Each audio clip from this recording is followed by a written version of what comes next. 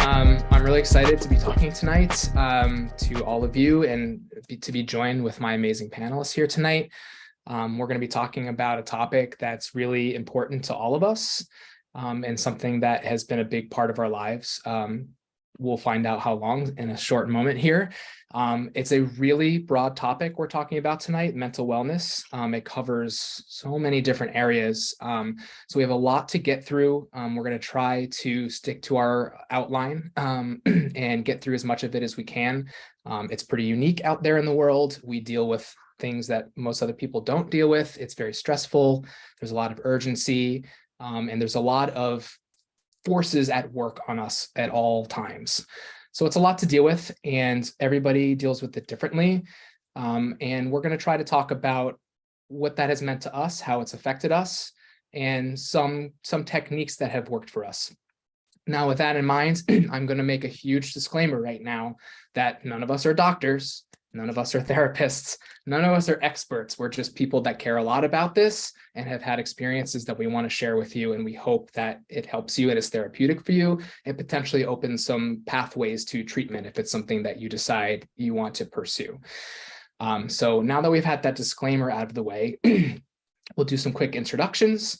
I'll start quickly and then we'll go around the panelists. My name is Matt Nelson. I'm the executive producer at Yessian Music in New York. I'm coming to you live from my office here in Manhattan. The question I'm going to ask my panelists, which I'll try to answer here, is when did you decide mental wellness was something you wanted to prioritize? And I don't know if I have an exact moment. It's something that I've sort of throughout my life realized is something that needed to be addressed. I didn't really know what that meant or how to go about it until I was going through a career crisis in which it's difficult to explain, but I was going through a pretty traumatic experience. And that was the moment I started getting serious about therapy and treatment and really becoming open-minded about the benefits that it can provide to me. So that was 7 years ago. It's been a journey since then. It's a journey I'm going to continue for the rest of my life. And there you go. That's me. I'm Matt Nelson. And first up, I have Brad. You want to introduce yourself and tell us when you decided mental wellness is something you want to prioritize? Sure. Hey, I'm Brad Naiman. I'm originally from Chicago. I'm an independent sound designer and music supervisor. My career brought me to Brooklyn for a few years, but now I am settled in Pensacola, Florida. That's been my pandemic hideout.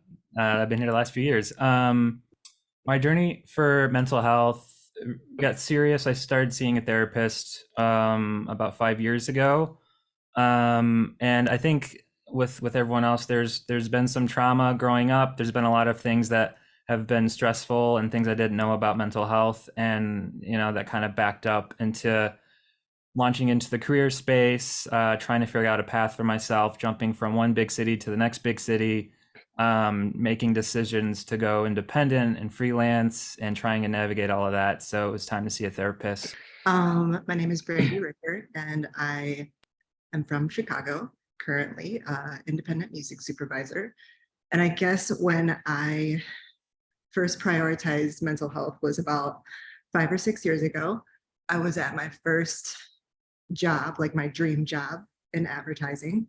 And over time, I just went into it with having to prove myself and just doing whatever it took because that's what I wanted to do. And as time progressed, I noticed just migraines and chronic body pain just from the stress, the pent up emotions, just having to deal with, we are talking about crazy timelines and deadlines. So it hit me 6 years into this job, and I to a point where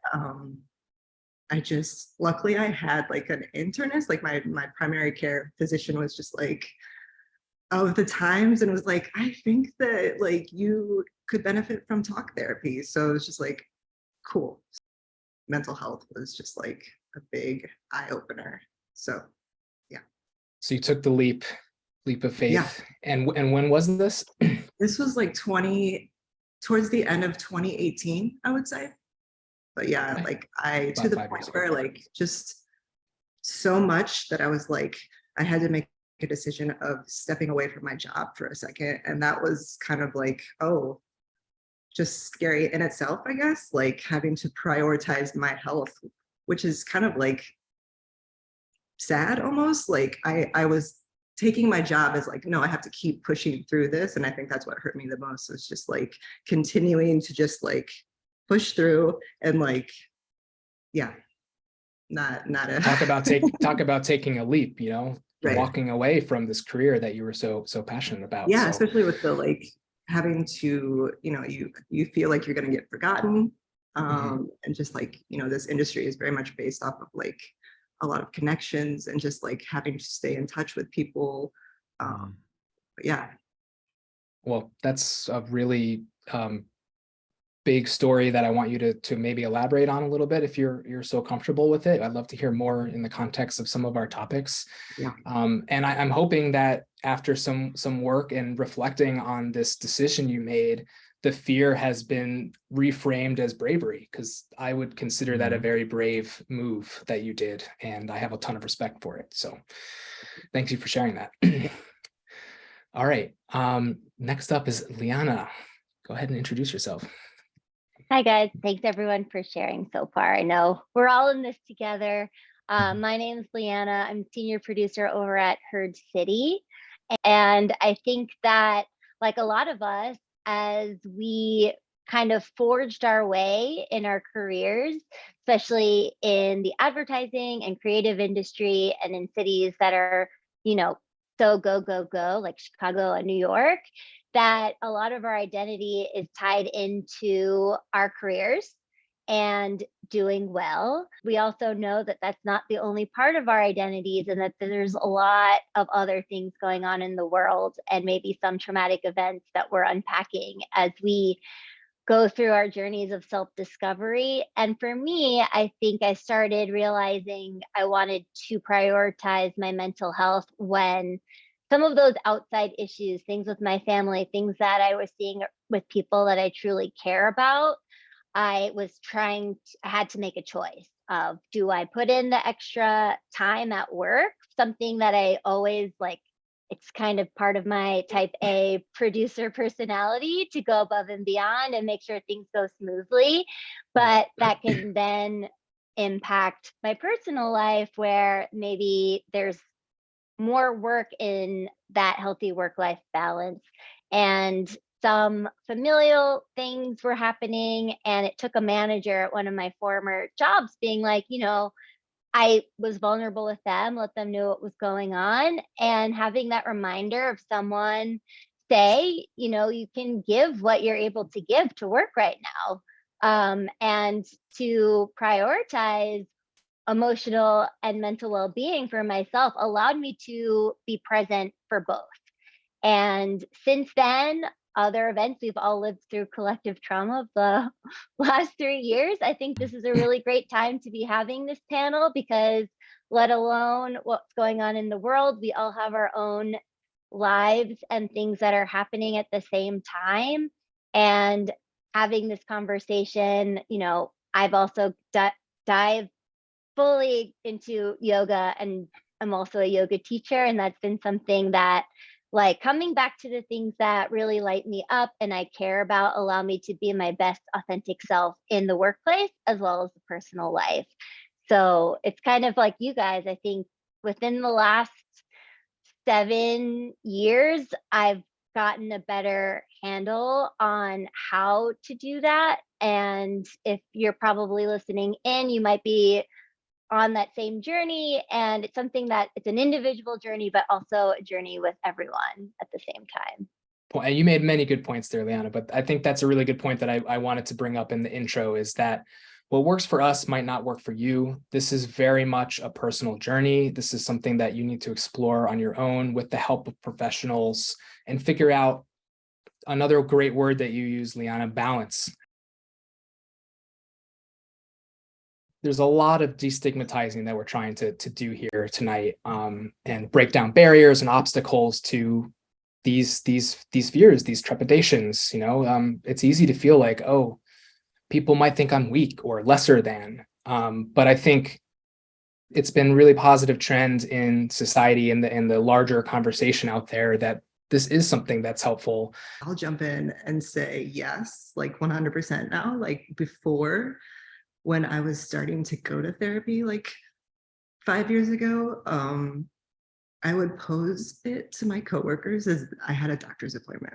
Like, I have a doctor's appointment every week at the same time. Like, what? Because that was how much, like, I think it had something to do with like growing up in a small town for me. Like, just like the idea of like everybody knowing everybody else's business, like, and my parents just kind of like thinking therapy was very like, no, you're crazy if you do therapy, you know, like, so it was interesting over time how much I opened up to just numerous coworkers and friends and just was honest about where I was going. And I got such positive feedback from it, like, oh, that's awesome. Like, and here I'm just like worrying about them thinking I'm going to a therapy appointment every week. So that in itself was just kind of like, the more I talked about it, like we're doing now. I wanted to mention just, I think early in my career, I was very competitive and just wanted to kind of show that I was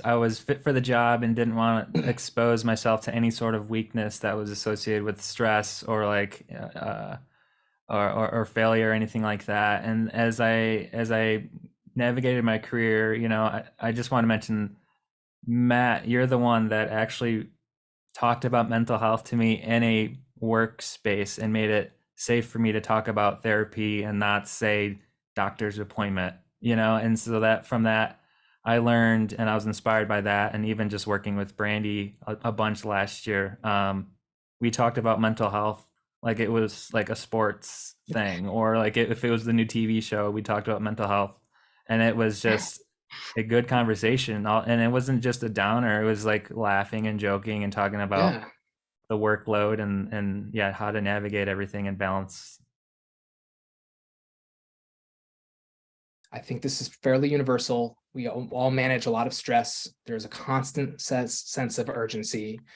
We have rush deadlines. There's always something to get done, and it feels like you can never get it done, right? And that feeling often pushes us to work, I would say, unacceptable hours, which affects our mental wellness, our physical wellness. It's all tied together. So those are some of the main themes we'll be talking about as far as our industry.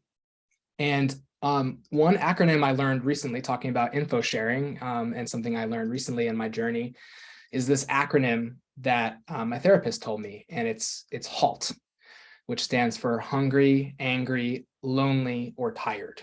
These 4 feelings that come up pretty regularly.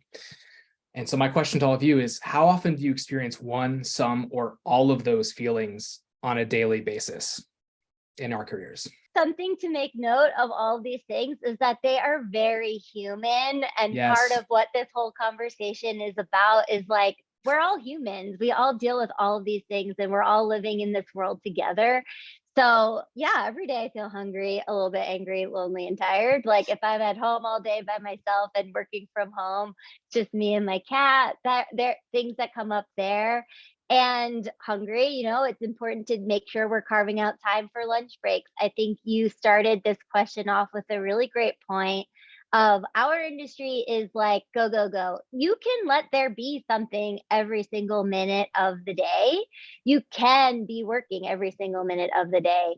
But I think what I've learned and navigating through these feelings is that trying to come back to how can I do my best and be my best self in each present moment, and noticing if one of these feelings come up, do I need to step away for the 10 minutes to get a snack, or get outside of the apartment and walk around the neighborhood, or have a phone call with my mom. Like these are all things that could pop up throughout a day, where taking 10 minutes, 20 minutes, or an hour long lunch break will then allow me to come back and get more done in shorter amount of time than if I was trying to just stay on every email as it comes in. Because that element of burnout, which we've all probably experienced at some point or another, is what ends up happening. And I think that having an open dialogue with your coworkers, your team, and being honest and authentic, kind of relating to the last question, is helpful because you know that you are doing the best that you can in all sense of the words. Like we're all just doing the best that we can out here. And some days that looks different than others based on what's going on. So the takeaway is like, tune into yourself. If you're feeling these things, what might rectify it most quickly so that you can go back to the things that have to get done. And maybe you won't get them all done in one day. That's That's okay. okay. There's prioritizing and figuring out what gets done before the rest is a part of being a really skilled, like intuitive learner of yourself and also the job. So nothing has to be done yesterday. You know, there's a little more breathing room. Yeah, I love the way you talked about that, Liana, because the way you explained it is such a key part of something that I do a lot of in talk therapy, which is reframing things. And it's so easy to just get caught up in the go, go, go. I need to get this done. If I don't, the world's going to fall apart. Let me break it to you. You may have one or two life or death moments in your life. Not everything is a car barreling down the road at you at 60 miles an hour that you need to jump out of the way of. It can wait. Much of the time, it can wait. So the way I loved how you reframe things, Liana, is instead of feeling I need to get this done or it won't happen, you shifted and flipped that thought into if I take a break, I will get it done more effectively and more quickly. So reframing things is such a key part of mental wellness and something that you learn a lot about in talk therapy. So I just wanted to mention that.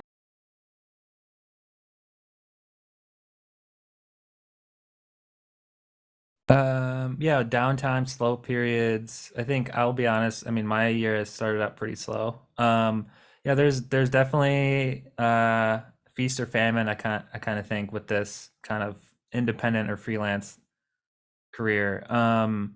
When it's really slow, and even with January, I did dry January. I did no social media. I made an extensive list of things I wanted to accomplish or try this year. And honestly, one of the things that occupied I occupied my time with was sewing. It's just a simple life skill that I really wanted to learn. And I've been playing a lot of chess, um, getting into Dungeons and Dragons, as we talked about recently, Matt. Yeah. I just always wanted to learn that. So when there's downtime, it's just like working on myself. Like what would make me happy? What skill, what experience could I use in my life? And when it's slow, I'm running, or I'm often calling my mom. We talk about everything. Like honestly, it's like almost every day. Or I bug my brothers, call them, see what they're up to. Trying to plan a new trip somewhere else. Like when am I going to be back in New York? Where am I in Chicago? I'm going to LA in a few weeks. So yeah, it's just the work. There's more to life than just the work. If I could just be patient for the next opportunity, I think that's really it. I think with the urgency we're talking about and just social media, like everything just needs to be immediate, and it's hectic and the quality of work isn't there. And if I honestly, I'll say, uh, I love patience and I test people's patience. I'm not super fast at my craft. I'll say that. I take my time. I'm a perfectionist. I like to do it. It's the process that's amazing. Um, so I think we could just slow it down a bit. And I love those moments where it's slow, because then, yeah, you can put more time into yourself.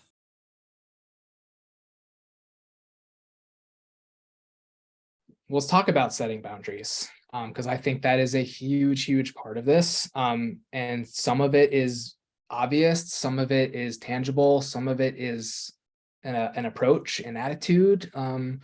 So in your experience, has setting boundaries been successful? What was the outcome? And maybe if you have an example of a time where you set a boundary and it worked out for you. Yeah, setting boundaries. I mean, I think also that you learn that with experience. I don't think I'm as senior as some of you guys on this panel, but my initial work ethic was like I just got to do everything and be the fastest and the quickest. be early if I can, and just do everything I can to help everybody. I love to help clients and partners, but sometimes things aren't realistic, especially if you're the creative and you're sound designing or you're writing a piece of music and you want to put your best work in front of your clients. So sometimes those things take time. So you can set those boundaries of like what those expectations are, what you really realistically can do, what you feel comfortable putting out there. But also, yeah, over the years, I've learned to set a hard time in the evening where you won't check emails. Definitely don't answer anything on the weekend unless you really know it's like if you're with the rest of your team, you're working through the weekend on a big project. But otherwise, things can always wait. We know deadlines always get pushed back. I sign off and I go for a run. And That's I come awesome. back to it Monday morning, you know. Sometimes I hop on a little early in the morning just to kind of catch up on stuff to prepare me for something. But other than that, you just try not to worry about it. And there's been some projects are more exciting where you really just can't put the pencil down. I've had a lot of those where like again, I'm in the weeds. I'm working on something. I'm working on version 2, and then by the end of it, I pick my head up. It's on version. I'm on version 8, you know, and then I forget to eat or something like that, you know. But yeah, The greatest thing I've ever did, and maybe the best boundary I've ever set, is removing notifications from my phone and knowing that when I'm dialed into work, like I'm here, I show up, I'm responsive, I'm there. And if it's after hours and we're signed off, right? Like I'm only a phone call away. If something is really necessary, you start to weed out the emergencies when people have to pick up the phone and like call you. That's great. And so you would say your biggest successes with setting boundaries has involved an upfront conversation. This is something that you talked about with people, and you set an expectation up front so that when that boundary comes up and you hit it, people know what to expect. I think, yeah, I think like another part of that was the pandemic, right? Like, I think that this conversation and my voice around some of these things and our voice together of having this conversation has come from a period of time where there was no boundary. Like, we all kind of lived in this space where work and life were one. And even if that was a problem before, it really became apparent within the last 3 years. And I know for myself, there was a period of time where there was no boundary. And so finding that voice and finding like a hobby or something that I can say, this is now what I'm doing from 6 to 8 p.m. And for me, in 2020, it was a yoga training, right? But I had to like build in a boundary and start advocating for myself, or I was finding like I was never gonna do it. And now I've kind of carried that. Like I like this balance of pouring my heart into my work between these hours and pouring my heart into other things that I love that complete me as a whole. I love what you had to say about the pandemic. I do really think that was a massive reset button as a society, and just like I mean, it'll never happen again. Like it's just a rare opportunity where everyone got to stop and think.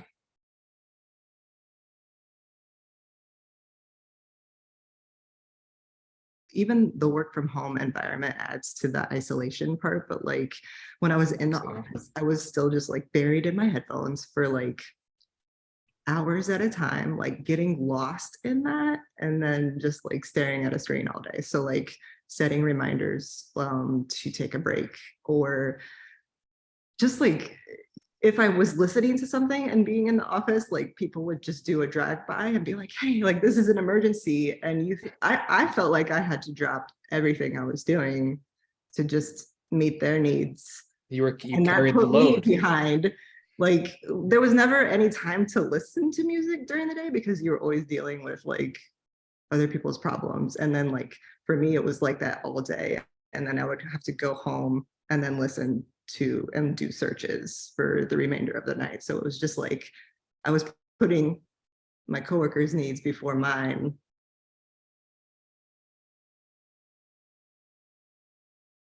I think we've touched on this a little bit. It's a very competitive industry we're in. You're always proving yourself. There's always people coming up with great ideas that you wish you had thought of. And you're meeting new people that don't know you creatively. So there's a lot of like reset and learning every single time. And that it's really easy to doubt yourself. Or if you get some really tough feedback, it could really derail you and make you start to doubt yourself. And the inner critic, I should take a step back and say what we mean by that is the voice in your head, or as Freud called it, your super ego. And it's the one that's yapping at you all the time and telling you that you're not good enough and you're not smart enough and you need to try harder, and you need to tell him, excuse my language, her, that, give it a name. Some people give the inner critic a name that helps. Tell that thing to shut the fuck up, because it's not helping you. And I'm going to say that right now. And the inner critic is going to interrupt you. It's going to create barriers. The holy grail of mental wellness is being present and in the moment and in the flow. And that's really what we're all trying to achieve, especially creatively. I mean, think about performers. They're just letting it happen. It's flowing out of them. Why can't we experience that all day, every day in our lives?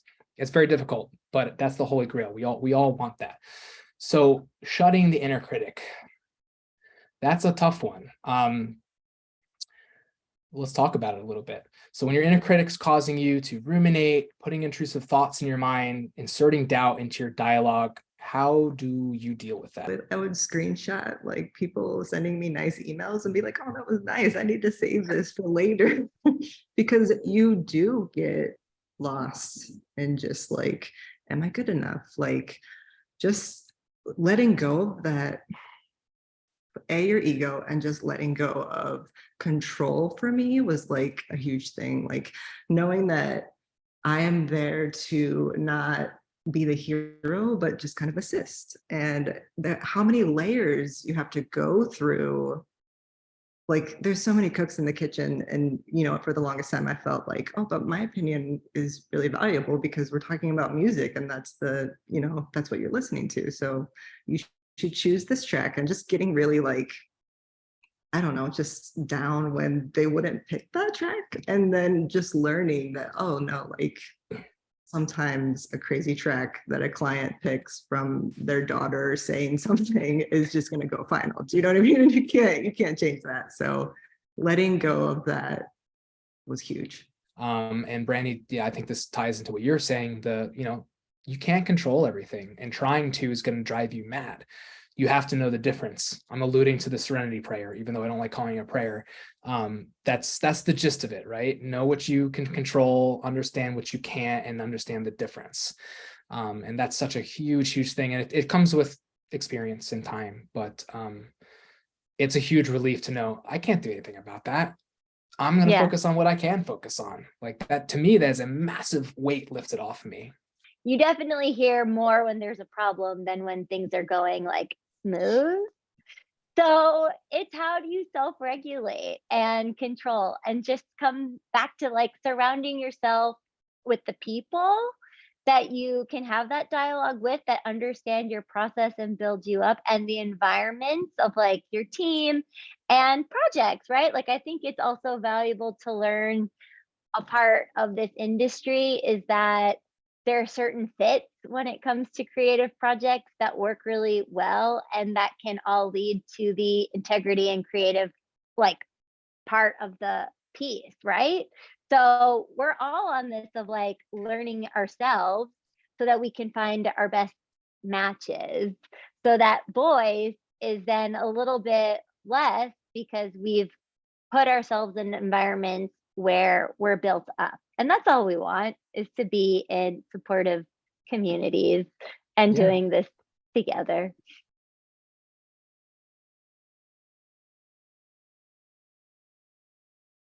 Now that we've had this conversation, you are not alone. We're in this together. You have 4 people that you can come to if you have questions or want advice or to be pointed in a certain direction.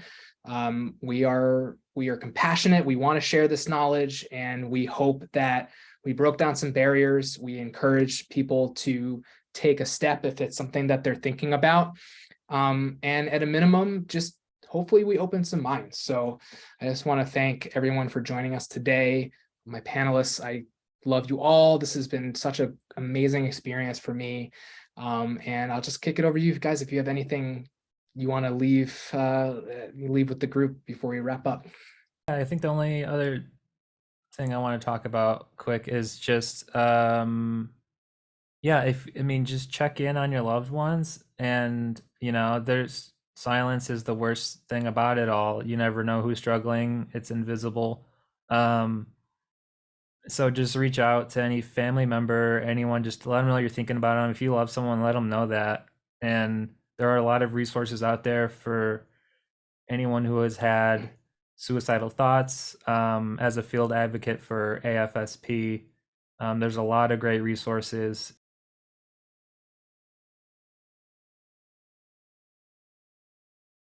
I just hope this encourages folks to really tune into what lights them up, because when you truly are taking care of yourself and being the best version of yourself, that translates in all aspects, personal, professional, and beyond. So take what you need. Awesome. Well, thank you again, Liana, Brandy, and Brad. I couldn't think of better people to join me tonight, and it's been a joy putting this outline together and putting this panel together. So we hope everyone got a lot out of it. There's a lot of opportunity to talk about a lot more topics. So if it's of interest, it's definitely something we'd love to keep the conversation going. So